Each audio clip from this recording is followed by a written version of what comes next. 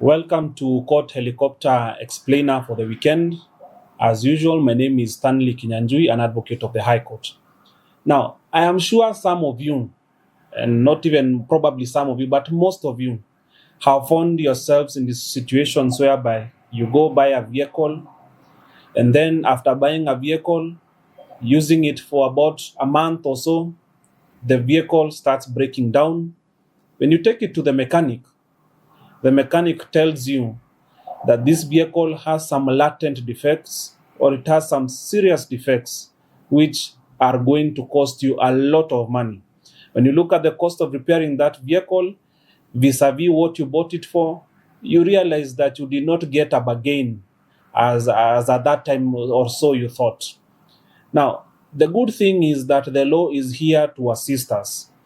This is because a lot of vehicle companies or other companies that sell vehicles in second-hand here in Nairobi, here in Kenya, or anywhere in the world, have this particular clause that they put in their contracts which say that the vehicle is sold as is basis, or rather as it is basis.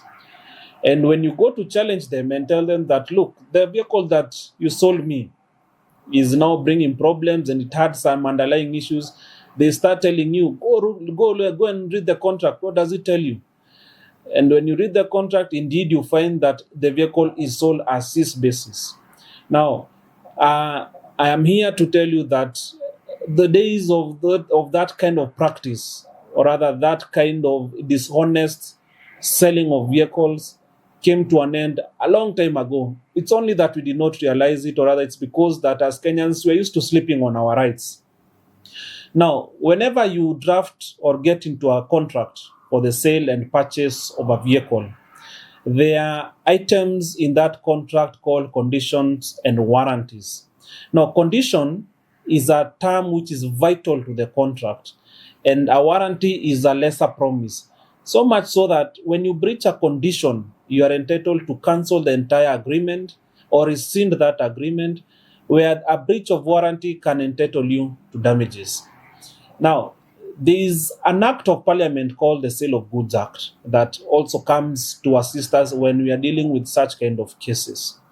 At section 16 of that Sale of Goods Act, it tells us that there is usually some instances whereby the courts and the law can imply that there's a condition and a warrant in an agreement for sale of goods. Now, goods in this instance would also include a vehicle. Now, when you look at that section, it gives you three qualifications. And allow me to go through the three qualifications very quickly. Now, if you tell the seller the purpose of which you are buying that vehicle for, or whatever good that you are purchasing, then there's an implied warranty there's an implied warranty and condition that it is fit for purpose. Number two, when you buy some goods or that vehicle that is descriptive from what a seller is selling, or rather buying goods by description, then there's also an implied warranty that that item is also going to be fit for purpose. The third one is that there's what we call the usage of trade, such that if you buy something and you use it for that particular purpose it is used for, then there's also an implied condition or a warranty that it is going to be fit for purpose. Now, they have tried to use the word fit for purpose because that is what is used in the act.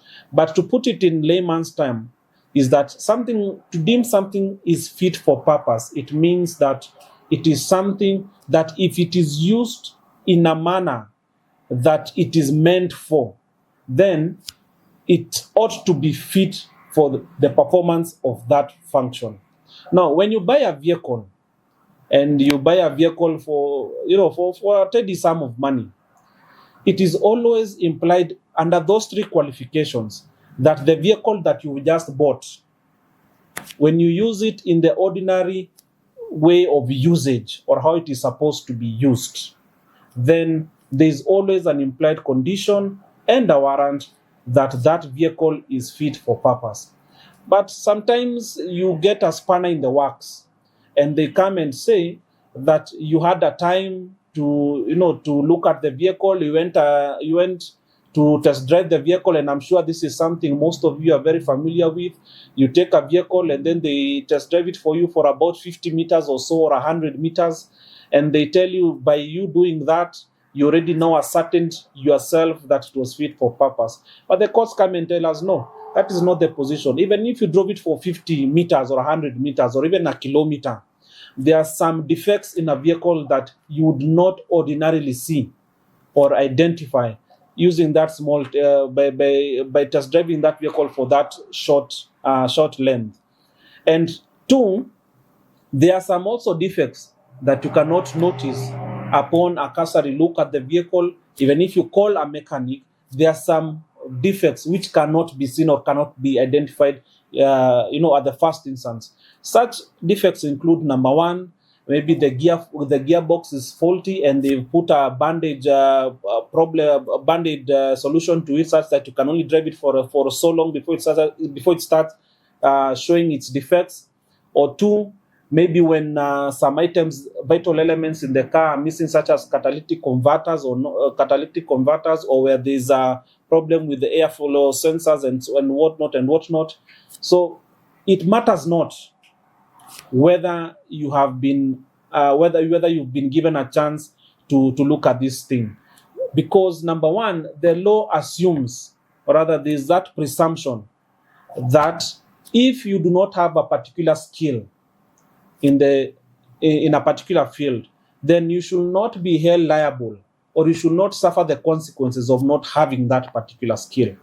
Therefore, if you are not a mechanic and you've gone and bought that vehicle, and you've been given that usual test drive of 100 meters, and you've been told, no, you go and call your mechanic, you just have a small look at the vehicle, and then you purchase the vehicle, the law tells you that as long as you have also relied on the skill of the seller being this person who is selling you the vehicle and who has a knowledge of that vehicle, if they do not disclose to you these latent and serious defects, then you are entitled to have your money back.